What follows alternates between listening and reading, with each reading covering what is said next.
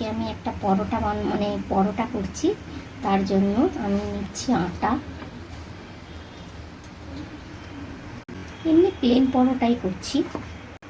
দিচ্ছি আমি নুন পরিমাণ মতন, দিলাম আমি ডাস্ট চিনি। আমি চিনিটাকে ডাস্ট করে নিয়েছি মিক্সিতে। আর আমি দিচ্ছি সাদা তেল। পরোটা করবো তো, লুচি করলে আমি একটু জোয়ান টোয়ান দিই, পরোটা তো আর দিলাম না। আর এগুলোকে আমি একটুখানি ভালো করে মেখে নিই। আটাটাকে আমি পুরো ভালো করে মানে নুন তেল এগুলো সব মিশিয়ে নিলাম আর চিনিতে। এটা মোটা করতে হবে না, এটা তো আমি লুচি করছি না, পরোটা করছি। তা এই যে না, হালকা হালকা করে আমি একটু মানে অল্প অল্প করে জল দিচ্ছি। অল্প করে জল দেবো আর মাখবো, যেমনি আটা মাখি রুটি করার সেই রকমই মাখবো।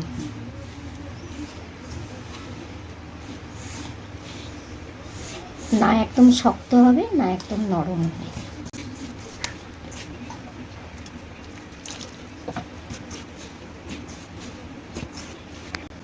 বন্ধুরা দেখুন, আমার আটাটা মাখা হয়ে গেছে।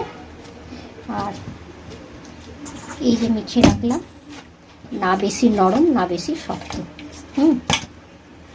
এবার আমি এটাকে 20 মিনিটের জন্য রেখে দেবো। 20 মিনিট আধা ঘন্টা ধরুন, আমি আধা ঘন্টা পরেই করবো, তা আধা ঘন্টা পরেই আমি তুলব।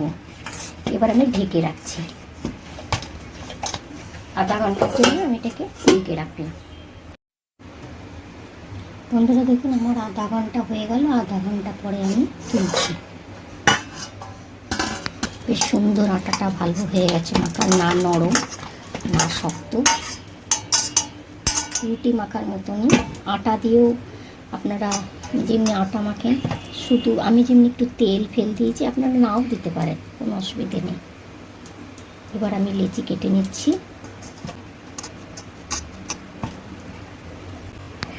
আটাটা আমি বেলে নিচ্ছি, মানে পরোটা।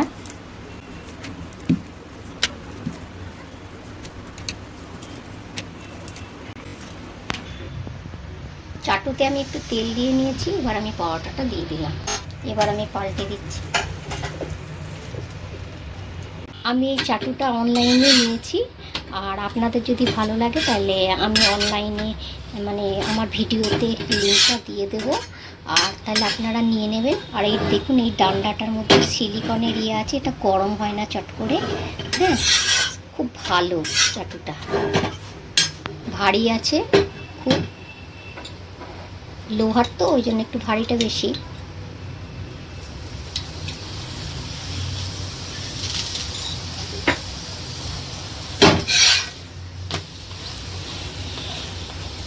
চট করে লাগে না। এগুলোতে আপনি সব কিছুই বানাতে পারবেন। তারপরে আলুর পরোটা, যে কোনো জিনিস মানে পরোটা টাইপের যে কোনো জিনিস বানাতে পারবেন। দেখুন, আমার পরোটাগুলো বানিয়েছি। পরোটাগুলো কিন্তু মানে পড়ে না এই চাটুটাতে। হ্যাঁ, তা আপনারা নেবেন, নিয়ে খুব ভালো লাগবে দেখবেন আপনাদের। আর আমি যে পরোটাটা যেভাবে বানালাম, খুব সিম্পলই বানালাম।